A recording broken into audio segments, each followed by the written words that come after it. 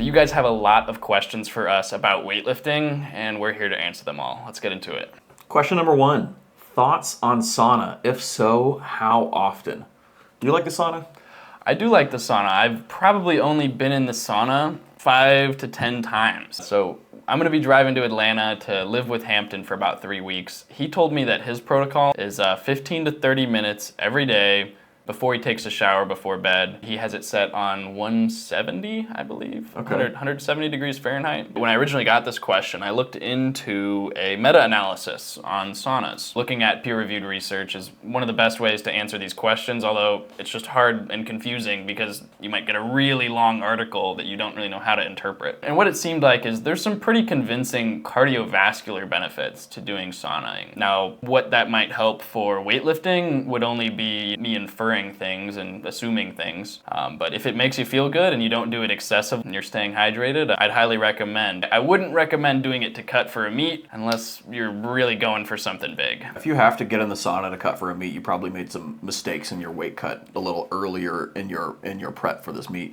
I found that the sauna, not super great immediately pre-workout. You're just going to be feeling a little bit drained. You'll definitely be warm, but you're not going to get some improvements in it. Thanks to Lackey Weightlifting, Isaac Piper, for sending that question in. Yeah, for sure. Next question we have, how often do you PR, clean and jerk, and snatch? What about back squats? This is from at TG3_619. Thanks for sending the question in. Well, that's every day. That's when I do it. I think people get sucked into this program or this mindset about weightlifting where you should be going heavy and trying to PR every week. And you might be able to get away with that a little bit earlier on in your training. Once you get to any decent level of training, you're going to hit a wall. You're not going to be able to PR that often. So you should probably be spending a little bit more time in training programs that are focused more on building up your capacity. So personally, I actually, I probably only PR strength lifts once a year. I will do AMRAP sets, however, and we're actually coming out with a video about that, so stay tuned, or it's right here if it already came out. So I would say actually trying to PR the snatch and clean and jerk comes about, we're never forced to max out and hit a maximal lift. Even on days where you don't feel good,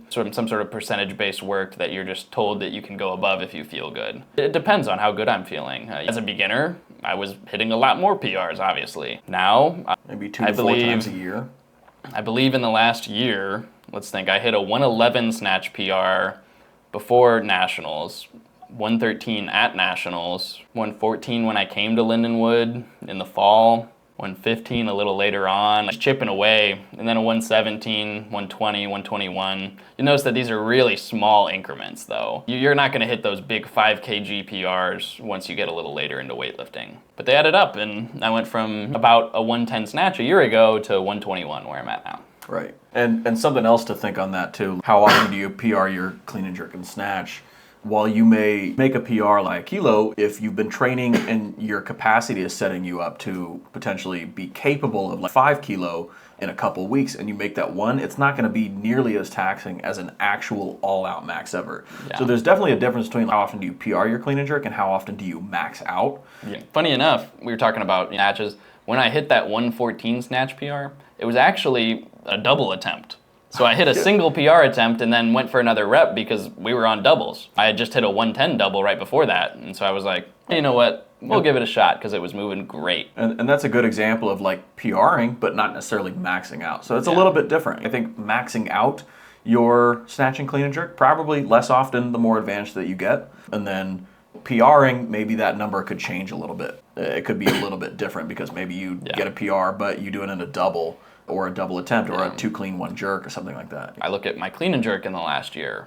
I hit a 136, a 140 last summer. Then I didn't hit a PR until January where I hit 147. And then after that, I only hit one more PR in the last year of 150. It's only 4 PRs in the last year. Clean and jerk, it takes a little more out of you to go heavy. So maybe I had more shots at a snatch PR because it'll be less fatiguing. Just don't go too heavy too often. Trust your program and your coach and you'll be just good. And if you don't have a program or a coach, we got one. Check it out in the link in the description below. Should I just train a few days a week? I just started with weightlifting. That's a question from @mora.richelme. So this is actually a really great question. So if you just started with weightlifting and you're getting into it, I think that most people can do about 4 days a week. I think that's the best way to balance learning the Olympic lifts, practicing your strength movements, and also being able to recover from it as well. Because sometimes what you'll find is that people, if you haven't come from a training background, you'll get pretty sore, especially like your traps, your shoulders. They may not be used to tolerating some of those movements. So 4 days a week is a good starting point. You can get away with 3 if you need to. You can obviously get away with less if you just don't have the ability to train more often. But I think 4 days is a good setup. That's what we use in the free beginner weightlifting 101 program. And that's going to have 2 snatch focus days and 2 clean and jerk focus days. And that's pretty much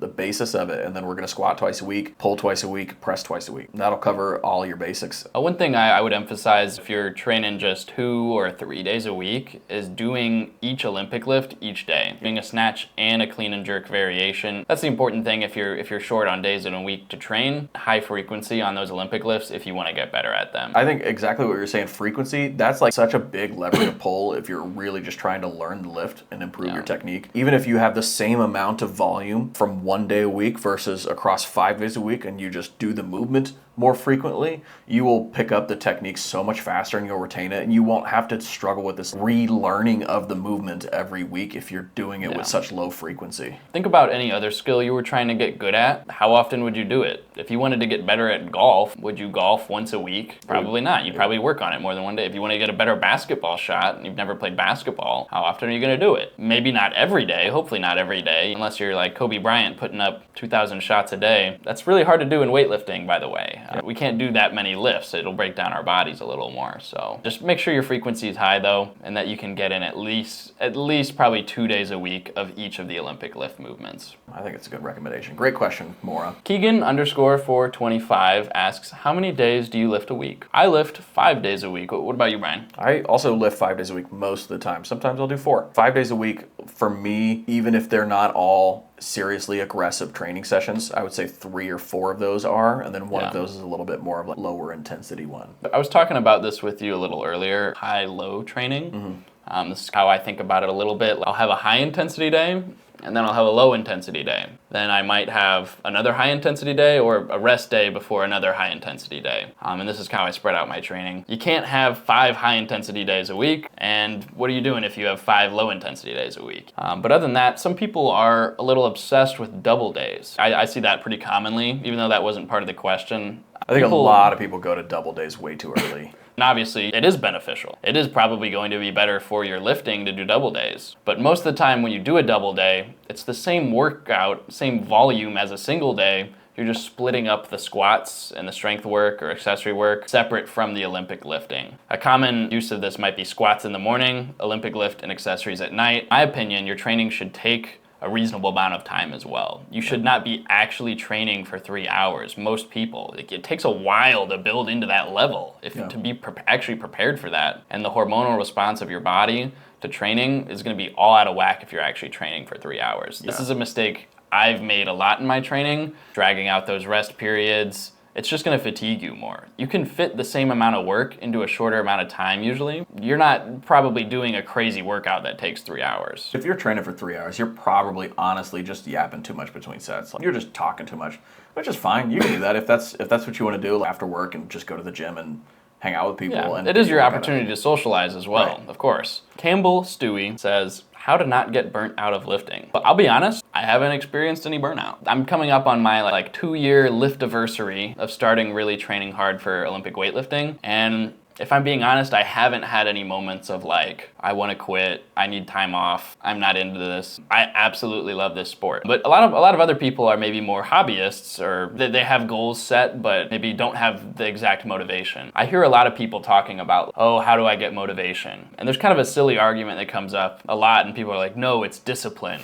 It's doing this thing you hate, even though you hate it. And I don't think that's the right way. Brian actually did mention something to me earlier when we were talking off camera. You need to find ways to make it easier to do that kind of thing you want to do. So for Brian, what that looked like is when he wants to do workouts in the mornings very early, 5:30 a.m. I believe you said. Well, I try to. He's gonna make that easy as possible. He's gonna set up the energy drink getting cold in the fridge before he leaves. Just think about like making it as easy as possible to get to the gym. So like wake up and then I just like try and beat myself to the gym before I can think about why I don't want to go. So the alarm clock, I try and get out of bed on the first alarm, and then I try and be out of the house within 5 minutes. But back to the burnout part of lifting. I have experienced burnout in lifting several times. I've been doing it for 10 years now, so I've had a lot of chances to experience that burnout. And I think that a couple of the reasons that burnout will happen, usually one is going to be if you're not making the progress that you want to make despite the work that you're putting in. So usually that means that you're probably not following a good program or not working with a good coach that is actually making progress.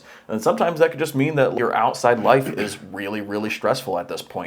And it makes it hard to also have the time to dedicate towards pushing your training, which if you want to be good at training, you kind of have to be a little selfish in that way. Mm-hmm. And so if you're having a hard time balancing the two, that's when you can experience some of that burnout. Another reason may be just straight up boredom. I think a lot of people dog on people who just get bored easily with weightlifting, and I've been in that boat before. It's hard to control yourself not getting bored of something. So if you are getting bored, it's okay to mix it up a little bit. One of the things that I like to do if I'm not training hardcore weightlifting, like traditional weightlifting, is I'll just focus a little bit more on bodybuilding. So I'll do the Ollie building program that we have and just do one of the lifts, one snatch day, one clean day, one jerk day, and then do straight up just bodybuilding work afterwards. And that just reinvigorates me about weightlifting. And then I get to a point where I'm starting to feel really juicy and strong. And then I'll just hop back into full training again. Posting on social media my lifts has been one of the biggest ways about that. From the very start of weightlifting, I've always posted my lifts. It's almost like an accountability kind of training log, a public training log in that way. Other people are seeing it, they're swiping up on it, we're talking about their lifts, I'm commenting on their stuff. I feel like this motivation to train that's a little outside of just, if I was in a box and never talked to anybody else, I might not train as hard. One other thing for how to not get burnt out of lifting, take a break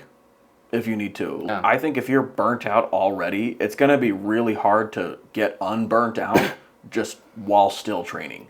Just take 4 weeks off. Take enough time off where you get to that point where you're just like itching to get back into the gym and lift again. Sometimes that's all you need. And on that, like, I know people get so worried about losing their gains. You don't get strong in a month. You're not going to get weak in a month. You'll feel weak. You'll lose a little bit of that skill, but it'll come back quick. And all that, the years of strength work that you've been putting in, you don't lose it that quickly. It takes a long time to lose it. And so just take a little bit of time off, come back into it with that fire again, and you'll feel it. The best time to do this is after big meets. Yep. And so this is a great way to keep you healthy as well, not mentally and physically. So take that time off when it's appropriate, or if you need to spontaneously, you might need to do that as well. Yeah, for sure. Great question. Really great question.